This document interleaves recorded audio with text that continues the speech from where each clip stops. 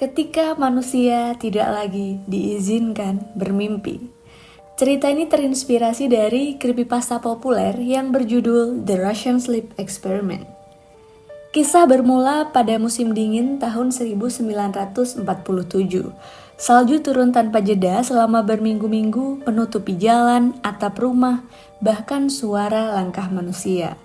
Dunia tampak kosong, seperti tidak ada kehidupan yang tersisa selain angin dingin yang berdesir di antara pepohonan mati.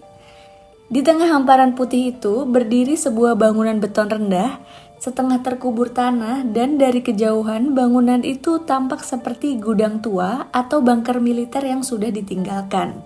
Tidak ada papan nama, tidak ada jendela, tidak ada tanda keberadaan manusia. Tapi jauh di bawah tanahnya ada lampu yang menyala dan tidak pernah padam. Orang-orang yang bekerja di sana tidak pernah menyebut tempat itu sebagai laboratorium. Mereka hanya menyebutnya fasilitas. Dan tempat seperti itu, pertanyaan merupakan hal yang berbahaya. Eksperimen dimulai hari Senin pagi. 5 tahanan politik dibawa masuk dengan tangan diborgol dan kepala ditutup kain hitam. Mereka bukan pembunuh atau perampok. Mereka penulis, mahasiswa, guru, mantan tentara. Orang-orang yang pernah mengatakan hal yang tidak seharusnya. Bagi negara, mereka adalah gangguan. Tapi bagi fasilitas ini, mereka adalah bahan. Seorang perwira membacakan tawaran singkat.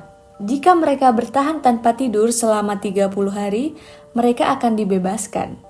Benar-benar bebas, bukan dipindahkan, bukan dikurangi hukuman. Mereka saling pandang, tak satu pun dari mereka percaya sepenuhnya. Tapi harapan sekecil apapun tetap lebih baik daripada camp kerja paksa. Dan akhirnya mereka setuju. Ruangan eksperimen itu besar dan kosong. Dinding baja dingin, satu pintu tebal seperti berangkas bank. Kamera di 2 sudut langit-langit, mikrofon, 5 ranjang tipis, dan buku-buku lama, air minum, serta makanan kaleng. Dan juga ada ventilasi kecil di atasnya, dan dari situlah gas dialirkan.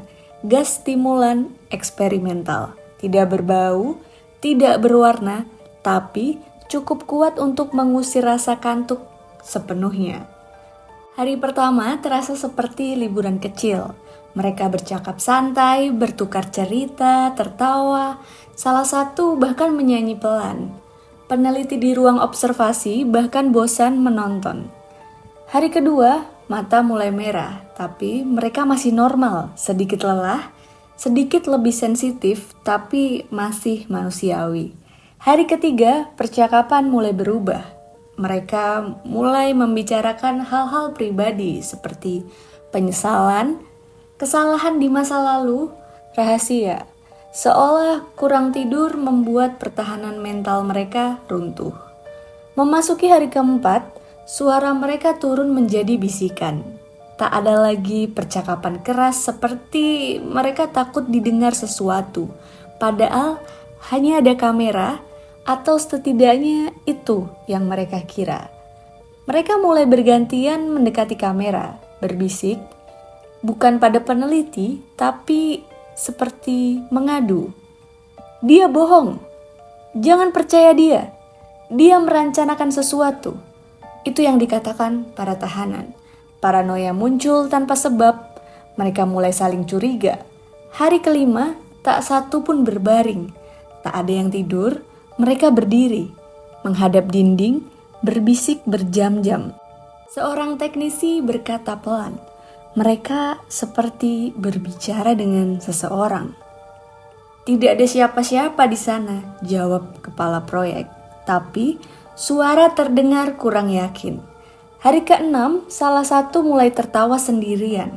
Tertawa lama, terlalu lama, sampai tenggorokannya rusak dan tidak ada suara keluar.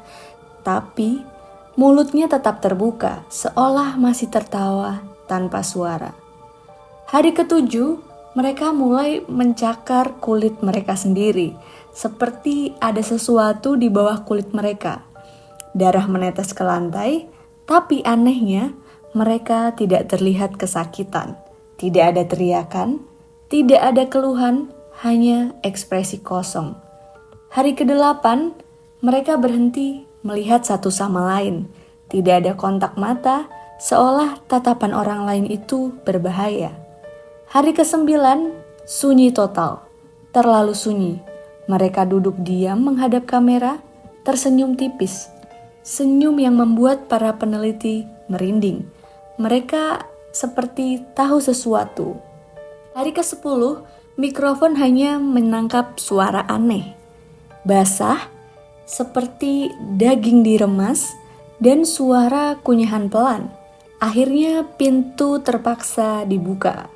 Bau busuk langsung menyerang, satu tahanan mati.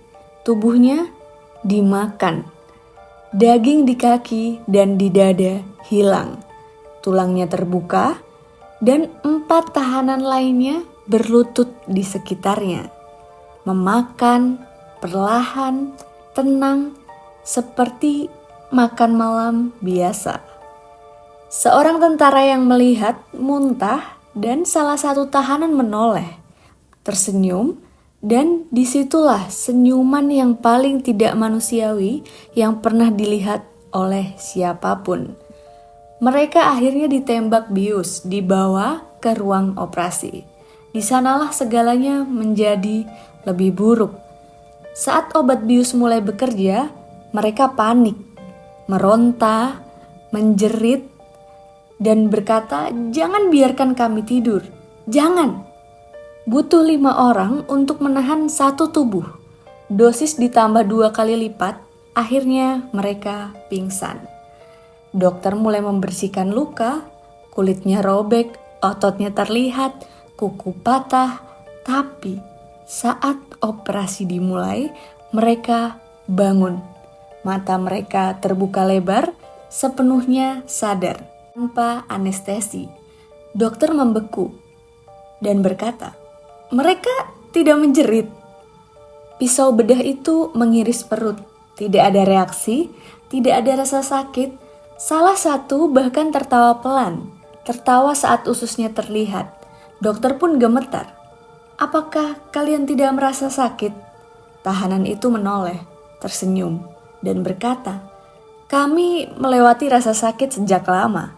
Tidur itu hanya membuat kalian lemah. Kami sudah melewati batas itu."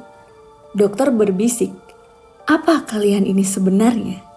Lalu dia mendekat, sangat dekat, dan berbisik di telinga dokter. "Kami adalah dirimu. Dirimu tanpa mimpi, tanpa topeng, tanpa kandang."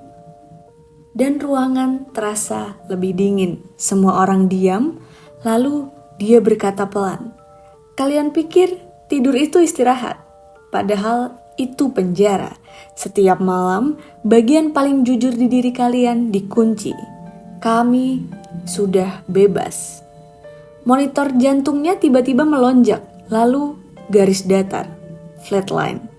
Satu persatu mereka mati, tanpa sebab medis jelas, seolah-olah tubuh mereka menolak kembali menjadi manusia biasa. Eksperimen dihentikan. Semua catatan dibakar, semua staf dipindahkan, fasilitas dikosongkan, kasus dianggap tidak pernah ada. Tapi sebelum pergi, seorang teknisi menyimpan satu rekaman audio terakhir. Rekaman malam sebelum pintu dibuka. Jika diputar pelan, hanya ada nafas berat, lalu bisikan sangat dekat, seolah seseorang berdiri tepat di belakangmu dan berkata, "Jangan tidur terlalu lama, karena saat kamu tidur, kami bangun." Sejak saat itu, beberapa mantan staf melaporkan hal yang sama. Setiap kali hampir tidur, mereka merasa ada seseorang yang berdiri di samping ranjang, mengawasi, menunggu, dan kadang, tepat sebelum mimpi datang, ada suara pelan di telinga mereka. Suara yang sangat mirip dengan suara mereka sendiri, membisikkan satu kalimat, "Bangun."